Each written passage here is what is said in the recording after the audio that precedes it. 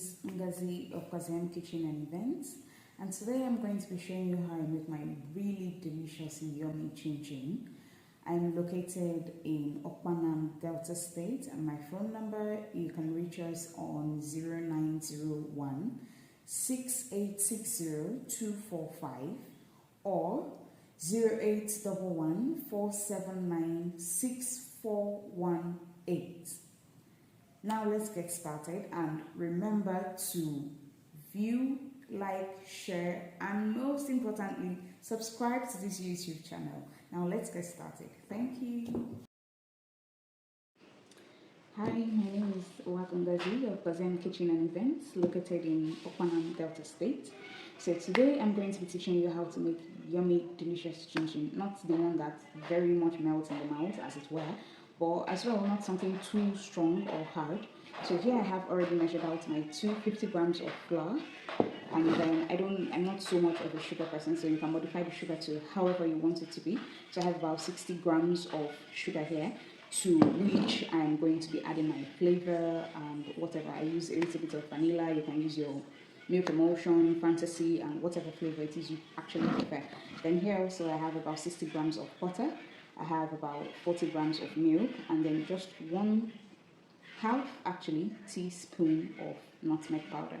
So to my flour, I'm going to be adding my butter, and then I'll go ahead to mix.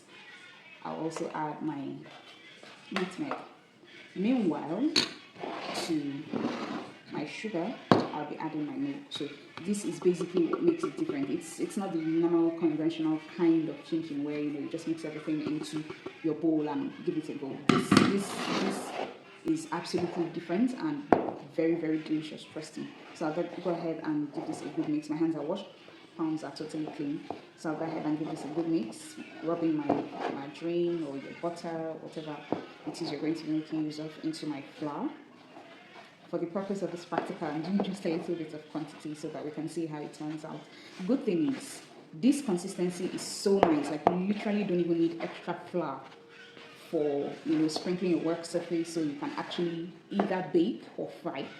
Option is yours. I think for this I'm going to actually be baking, and another good thing about this recipe is that you don't need so much oil, as it were. Like, it doesn't really drain your oil so much, So here I have this already rubbed in, and I'll be putting my water into this and giving it a very thorough mix. So I've added my water to my milk and sugar and flavor mixture. To that, you're going to add just about 40 grams or thereabout, but safer to add a bit so that you can control the consistency of your dough. Okay, so I'm just going to be adding this and mixing it up gently, because though I have earlier mentioned that you don't necessarily need extra dry flour to sprinkle your work surface, it doesn't mean you go into your water all at once and expect to have the same texture or the same consistency. You actually add in bits so that you can watch your consistency and ensure that you come out with a good result in the end. Okay, so here, let me show this. See,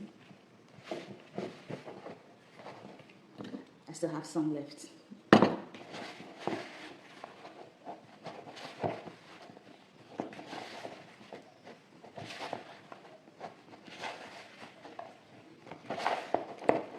Okay, so here. All right. So this is a good enough consistency, and you can transfer to your work surface and knead properly before you work.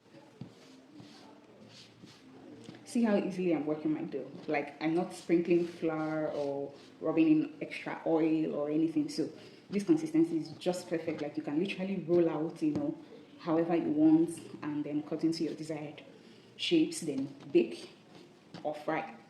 Whatever you choose, it's totally up to you. But see how perfect our dough is. All right, and remember, this is just 250 grams of flour, so you can multiply the recipe, you can divide. You just want to give it a test, so you can divide and do in little quantities to just try it out. Here, so I have my rolling pin. I prefer to roll it out really thinly, so I'm still going to divide this in twos.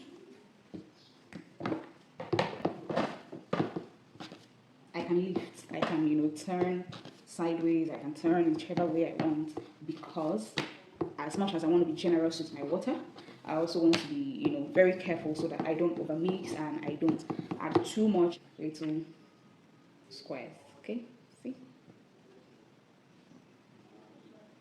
No extra flour, as earlier mentioned.